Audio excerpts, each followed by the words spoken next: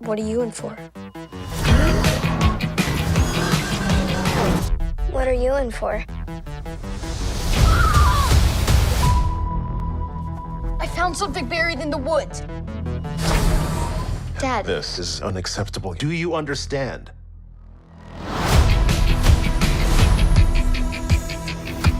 What do you think it is?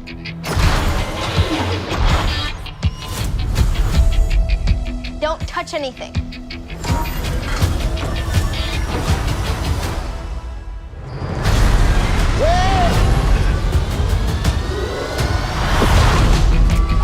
What did you do? We're lost. Really lost. Stay together. We just need some directions home. Come on, kid. Pay up. Whoa. Where'd you two find an old Republic credit?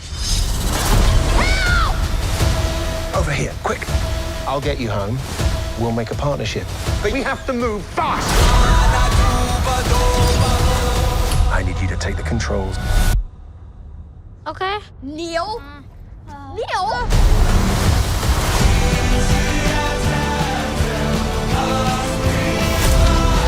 A crew of murderous pirates is coming. Something's wrong. They're not going to just turn up. We need to find them. We're not alone down here. Be warned of booby traps. Pirates and mountains where none dare to go. If you hear this, don't give up. No matter what. Welcome back, everyone. It's Charlie. Star Wars released a brand new Skeleton Crew trailer. It's a billion times better than the first trailer. I feel like people were on the fence after that first trailer, like, oh, I don't know about this series with kids. Goonies in Star Wars feels like it could be good, but we don't know. This trailer feels so much better.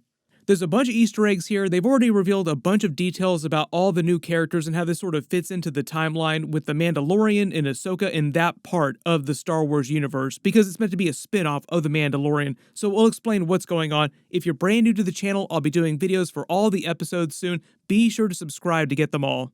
Probably the thing most people have been talking about since the last trailer drop is Jude Law's character revealed as a former Jedi. They're calling him Jod Na Na Wood. I don't know what the shorthand for his name is going to be during the series. Like, they're not going to use his full name every time they talk to him. Jude Law described him as a quick thinker who uses his charm to get out of different scenarios, sort of like a combination of Han Solo and Luke Skywalker, I think is what they're going for here. Like the idea that he used to be a Jedi Padawan around Order 66, but survived the Purge, and at some point to survive, he became a scoundrel and stopped using his Jedi abilities.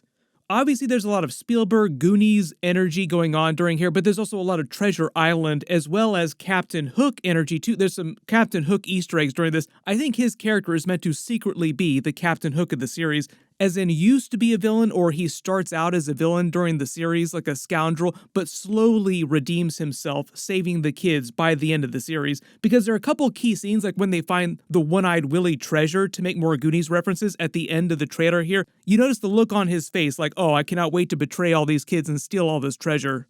So when they say he's a Jedi character, I think the idea is that he started out as a Jedi Padawan when he was young during Order 66, but then to survive, he just became a scoundrel in the Outer Rim, like wherever the unknown regions, wherever this takes place. A couple years ago, when they started talking about the series, they pitched it like it was going to take place in the unknown regions, but I think it's just meant to take place in an unmapped part of space. It's usually when people say unmapped in the Star Wars universe, they're talking about the unknown regions. Technically, there are star maps of the unknown regions, it's just that very few people in the Star Wars universe have access to those, so most of the series is them getting lost in this unknown area of space trying to find a way to get home. And based on the trailer footage, like when they're at this pirate cantina here, there are people that have no idea where they're from, like they're not familiar with the planet that they're from, but they do recognize that they're using Old Republic credits as currency. Most of the currency that you'd find in the present day of, say, like Ahsoka, Mandalorian, this part of the timeline, almost 10 years after Return of the Jedi, is either leftover Imperial currency from the Rise of the Empire era, the original trilogy, or New Republic credits, which went into circulation a little while after Return of the Jedi. One of the other big sources of currency in the Star Wars universe that smugglers, for instance, use when they don't want traceable credits is coaxium, which is kind of like hyperspace fuel. But if you remember from the Mandalorian episodes, when they go around to different planets in the Outer Rim, there are different planets that don't accept New Republic credits, or they don't accept Imperial credits, depending on where you go. Like after the fall of the Empire, most places view Imperial credits as being worthless. These are Imperial credits. They still spend. I don't know if you heard, but the Empire is gone. Notice the symbol on them. He's not talking about Old Republic as in Knights of the Old Republic. He means old credits left over from the Republic era, like the prequel era. And I think the idea is they probably find some of these credits on the ship that's buried near their place where they live. Giving you a better idea of when that ship might have actually crashed and been buried near the place where they live. Like not that old, not like Knights of the Old Republic old or like High Republic old, but it might be from the prequel era. The actual trailer seems like Wim and Fern here both getting in trouble for different reasons at whatever this facility is where their parents work. They haven't really revealed too much about what's going on in this planet that they come from or the backstories of their families. Was this an Imperial planet? What did the Empire use their planet for? Was it some sort of secret facility where they developed things? Like was it an engineering facility? Did they do other things there? The way that she's acting gives a lot of mini Han Solo vibes, like she rides the speeder, gets into all kinds of trouble. It's kind of like Ahsoka's speeder. She wears the jacket with all the patches on it. This seems kind of like a hand-me-down. I can't tell what all these patches mean. If you think you know what some of these patches are references to, let me know in the comments. But it kind of seems like she's one of the leaders of their group, like the more assertive, more rebellious ones. Some of you probably recognize the song that's playing on the trailer. It's the original German version of Major Tom, meant to be a metaphor for their Goonies-style adventure, taking off on the spaceship, getting into all kinds of trouble. Notice Wim is covered in mud, and he's getting ready to explain to her that he got in trouble because he found the ship. Not really clear why he got in trouble for finding the ship. Maybe he got in trouble and then also happened to find the ship while he was doing something else getting in trouble. This friend of Fern's here, riding in her sidecar on the speeder, is named KB with the Geordie LaForge visor. I talked about this in my last big trailer video, but the whole suburban vibe of the series at the beginning here in their planet is meant to be a callback to classic Steven Spielberg movies like E.T., which literally takes place in the suburbs. Follows a whole bunch of unattended kids with adults nowhere nearby most of the time. Nowadays, if you saw a roving band of little kids having fun all over the place in the countryside, you'd actually call the police. You'd be worried about them being abducted or something terrible happening to them. But way back in the days of yore, back in the 80s and 90s, even like the early 2000s probably, you would still run into tons of kids walking around just doing random stuff in the middle of the weekend on their own without any adults in sight. No way you would see that happening nowadays. Notice behind them in the office here, there's a new type of droid. We'll see it later in the trailer too. I'm not sure what it's actually called. They haven't told us too much about what's going on this planet.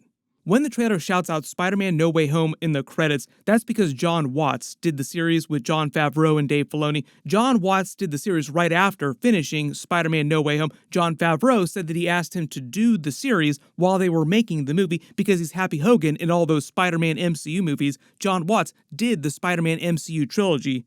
Just because we've been talking about Spider-Man 4 now, he's not coming back for Spider-Man 4. There's like a different group of people inside the MCU that are making that.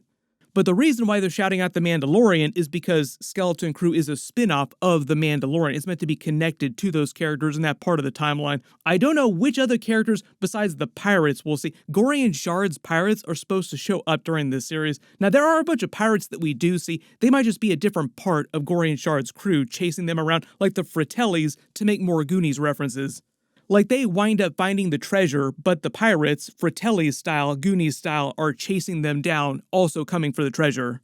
And even though they spent all this time in this different part of the galaxy that's nowhere we've been before, I do not think they're meant to be in the different Peridia galaxy that we saw during Ahsoka Season 1. We'll find out more about that during Ahsoka Season 2, but that's not going to happen till like 2026. Dave Filoni would have been filming Ahsoka Season 2, but he's been busy doing the Mandalorian Grogu movie with Jon Favreau this past year, which they're already done making. Like they already finished filming that. We'll probably get a shiny HD version of the trailer really soon. I did a video for the potato quality version of the trailer. I'll link it at the end of this, but like we got some early footage of that movie. Then their group breaks into the ship. This blue alien is named Neil. They revealed that he's not an Ortolan like Max Rebo's race. A lot of people were disappointed about that. They said that he's like a totally different kind of alien. It seems like it's just a brand new character that they're introducing for the Star Wars universe. There are a couple deep cuts for aliens from the lore, like a couple Easter egg aliens in the background of the trailers, but most of them are meant to be brand new just because they're traveling to an area of space that's supposed to be a place that we've never been before in Star Wars. All these roots inside the ship make it seem like it landed here, like I said, crashed around the prequel era. It's not ancient, but it's still pretty old. Of course, the minute someone in the trailer tells all the other kids not to touch anything, little kids will always touch everything, and all the ship's systems activate, including the ship's droid, SM-33, Nick Frost's character. If you couldn't tell, he's doing a voice during it, but it is meant to be Nick Frost. The other Captain Hook joke here, talk about references, SM-33 is meant to be Smee for short. Like, I wouldn't be surprised if they called him Smee during the trailer, but it is kind of on the nose, because why would they know the name Smee? That's why I'm wondering if Jude Law's character is going to be like a secret version of Captain Hook, like kind of evil, but he slowly redeems himself over the series. Because it does seem like he's just using the kids as a means towards an end earlier in the trailer, like, we'll make a bargain, I'll help you, but ... I'm also probably going to betray you at some point. Even though they don't name it during the trailer, the ship is called the Onyx Cinder. The hyperdrive winds up landing them near this space station, seems just like a regular pirate hangout outside known space. They have their version of a cantina scene, and notice all the new aliens in the background. Anytime they have scenes like this, where they have a lot of actors that need to do voiceover, they usually get a lot of famous other actors or famous Star Wars actors to do voices. One of the best examples of that is Mark Hamill. He does all kinds of secret cameo scenes because he's known as a voiceover actor in addition to all his other more famous roles. But he's said that he's come back for Star Wars productions to do a lot of uncredited cameo scenes all the time, and just won't tell anybody about it. Like, you wouldn't know it was Mark Hamill unless they listed him in the credits. So maybe after they release this, they'll reveal some secret cameo scenes. One of the other best examples of that is Sam Witwer showing up in the credits for every single Ahsoka episode. So do not be surprised if Sam Witwer also shows up in the credits for this series, but you don't actually see his face anywhere. This whole cantina scene also feels like it's giving a lot of New Hope vibes, where Smee, or SM-33, saves them from this other big alien. Seems like they get into this huge fight here. Jude Law's character clocks them. Seems like he also might try to help them, trying to win a bargain with them. Like, oh, by the way, I can help you if you help me, ... During the other trailer, it also seems like they run into him while they're behind some bars, and he force pulls the keys, revealing himself to have force sensitivity, like he used to be a Jedi Padawan at some point. There's a whole bunch of scenes giving you all kinds of Goonies references, like them sliding down the tunnels, all the booby traps, the one-eyed Willy treasure at the end of the trailer. This whole ancient temple that they go to where they find the treasure is also giving a lot of One-Eyed Willy cave vibes too. There are a couple funny moments with Neil here where he suddenly realizes that he's gotten a promotion. Like, this is where you suddenly become important at work. Like, oh, okay, I guess I can do some stuff here. I guess I could fly this ship. This seems like the pirate gang attacking their ship with the grappling cables, the same pirates that we see later. Like I said, kind of like the Fratellis in this whole Goonies equation here. Notice this is Jaleel White as one of the pirates. Urkel is one of the villains in the series. He's not meant to be the main villain, like he's just part of their pirate crew, but it is funny to see Urkel showing up and stuff. Love some of the shots too, like the circular door opening reminds me of Mando Season 1, which itself was referencing the circular doors during Empire Strikes Back. No idea where this snowy-looking hotel building is on the mountainside. I'm assuming most of the planets that they go to are meant to be brand new places that we haven't been to Star Wars before. This looks like the pirates boarding their ship at some point, seeing the communication from one of their mothers. Then in this last scene where they actually find the treasure room, I would not be surprised if there's a ton of Easter eggs for both Star Wars things from the lore, like really big deep cuts, but also Easter eggs for other George Lucas things like Indiana Jones. If you remember Andor Season 1, there were actually some Easter eggs for Indiana Jones' Temple of Doom in the background with the stones inside his shop, canonizing Indiana Jones to the Star Wars universe. Like, Indiana Jones just took place thousands and thousands of years ago within the Star Wars universe. These symbols etched on the walls in the treasure room seem like variations on the symbol of the Republic with the circles. Maybe this is like an ancient Jedi temple of some sort, and pirates just later started using it to store their loot. But as the trailer says, all the episodes start December 3rd. I will be doing videos for everything. Be sure to enable alerts for my channel so you don't miss those. And because D23 Brazil is next week, we might get a shiny HD version of the Mandalorian Grogu movie trailer, an Andor Season 2 trailer, because that series is coming next year too, and maybe some more details on Ahsoka Season 2. But everyone click here for that Mandalorian Grogu movie trailer, and click here to learn about the new Game of Thrones movie that they're making. Thank you so much for watching, and I'll see you guys in the next one.